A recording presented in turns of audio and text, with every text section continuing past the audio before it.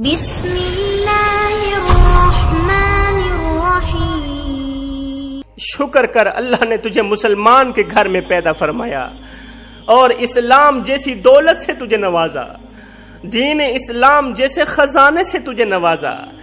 دین اسلام کیا ہے؟ اسلام ایک پاکیزہ اور خوبصورت مذہب ہے جس نے تجھے خوبصورت زندگی گزارنے کا ڈھنگ سکھایا، جس نے انسانیت کو خوبصورت زندگی گزارنے کا طور طریقہ بتایا۔ میرا اللہ فرماتا ہے، او میرے حبیب کے امتی، آگے کی طرف دیکھ یا پیچھے پلٹ کر دیکھ، دنیا کے کونے کونے پر اپنی نظر پھیر کے ایمان سے بتا کہ جتنی عزت میں نے تجھے دی ہے اتنی عزت کسی اور کو دی ہے؟ جتنا مقام دین اسلام میں آنے والوں کو ملا، جتنا مقام دین اسلام والوں کو ملا، اتنا مقام کسی اور مذہب کے اپنانے والوں کو ملا ہے؟ نہیں ملا نا۔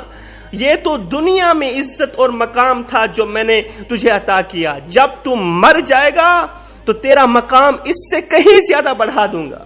کیا تو دیکھتا نہیں ہے کہ جب کوئی مر جاتا ہے تو اس کی لاش کتے بلے کھا جاتے ہیں؟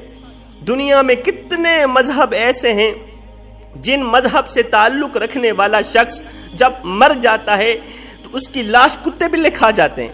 یہ لوگ مرنے والے عزیز رشتہ دار کی لاش کی بوٹی بوٹی کر دیتے ہیں، چیر پھاڑ دیتے ہیں، بوٹی بوٹی کر کے کتوں کے آگے پھینک دیتے ہیں، جانوروں کے آگے پھینک دیتے ہیں، چرندوں پرندوں کے آگے پھینک دیتے ہیں۔ کیا تو دیکھتا نہیں ہے جب کوئی مر جاتا ہے تو اسے بھڑکتی ہوئی آگ کے شعلے اڑا کر لے جاتے ہیں، اور تو شکر کیوں نہیں کرتا؟ میرا اللہ فرماتا ہے، شکر کر، ہم نے تجھے موت دینے کے ساتھ ساتھ قبر جیسا خوبصورت مکان دیا ہے، قبر جیسا خوبصورت مکان دیا ہے۔ اور کتا بھی تو مر جاتا ہے، گھسیٹ کے روڑی پہ ڈال دیا جاتا ہے۔ بکری بھی تو مری تھی، گھسیٹ کی روڑی پہ ڈال دی گئی۔ اگر تجھے بھی روڑی پہ ڈال دیا جاتا تو کیا تھا؟ اگر تجھے بھی کتے کی طرح روڑی پہ پھینک دیا جاتا تو کیا تھا؟ اگر تیری لاش کو بھی جلا دیا جاتا تو کیا تھا؟ اگر تیری لاش کو بھی کتوں کے آگے پھینک دیا جاتا تو کیا تھا؟ لیکن فرمایا نہیں نہیں، یہ میرا شاہکار ہے، پہلے اسے غسل دو، پہلے اسے غسل دو، پھر اسے چٹا لباس پہنا دو، لٹھے کا سوٹ پہنا دو، اور ہاں جگہ جگہ پر خوشبو بھی لگا دینا۔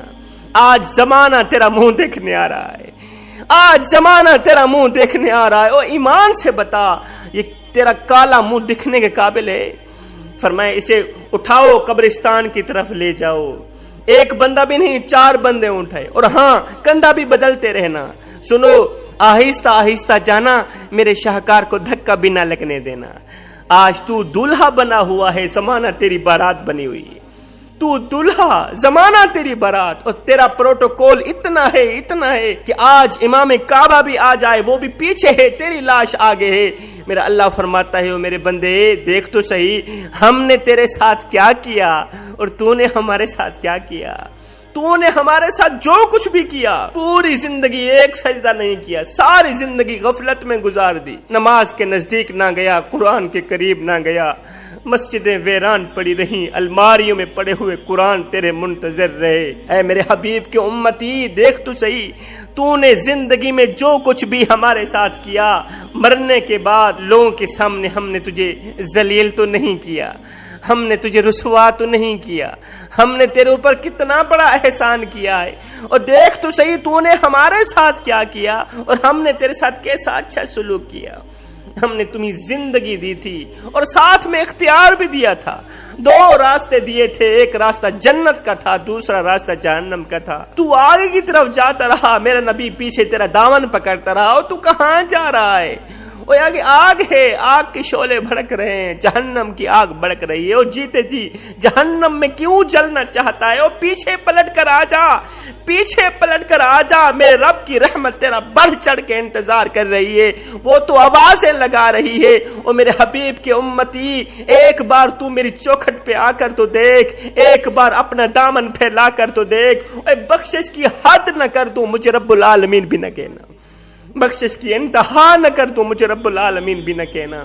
اے دین اسلام کو چھوڑ کر لا تعداد خداؤں والے مذہب کو اپنانے والو، مجھے اتنا تو بتا دو، آج جس بیٹی نے تمہارے گھر کو پر رونق بنا رکھا ہے، جس بیٹی نے تمہارے گھر کو جنت کا ٹکڑا بنا رکھا ہے، اس بیٹی کو مقام کس نے دیا؟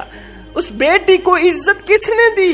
اس بیٹی کی محبت تمہارے دل میں کس دین نے رکھی؟ میرے نبی کی آمد سے پہلے تو لوگ اپنی بیٹیوں کو زندہ زمین میں گاڑ دیتے تھے، زندہ دفن کر دیتے تھے۔ جس گھر میں بیٹی پیدا ہوتی تھی تو اس گھر میں رہنے والے ہر ایک شخص کی ناک کٹ جاتی تھی۔ وہ بیچارہ معاشرے میں منہ دکھانے کے قابل نہیں رہتا تھا۔ وہ معاشرے میں منہ دکھانے کے قابل اسی لیے نہیں رہتا تھا کہ اس کم بخت کے گھر بیٹی نے جنم دیا۔ اب جب تک یہ اپنی بیٹی کو زندہ دفن نہیں کرتا تھا تب تک اسے عزت نہیں ملتی تھی۔ اب جو شخص بیٹی کو زندہ زمین میں گاڑ دیتا تھا، لوگ کہتے تھے واہ جی واہ، اس نے تو بڑا ہی کارنامہ سر انجام دیا، اپنی عزت بچانے کے لیے اس نے اتنا بڑا کارنامہ سر انجام دیا، یہ بندہ واقعی عزت کے قابل ہے، یہ بندہ بڑا ہی سمجھدار ہے، عقل مند ہے، اس لیے تو اس نے بیٹی کو زندہ درگور کر دیا۔ نادانو، آج تمہاری بیٹیوں کو مقام ملا کس نبی کی آمد کے صدقہ ملا؟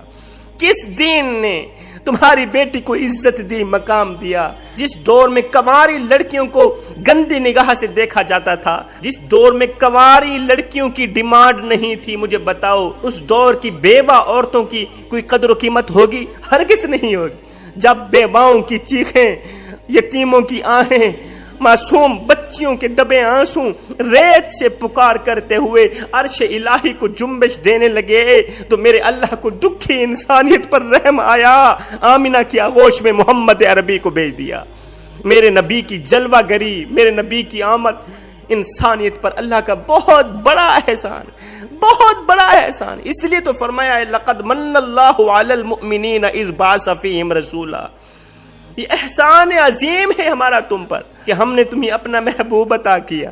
خدا را جوانو، دین سے محبت کرو، دین والوں سے محبت کرو، دین سے وفا کرو، دین والوں سے وفا کرو۔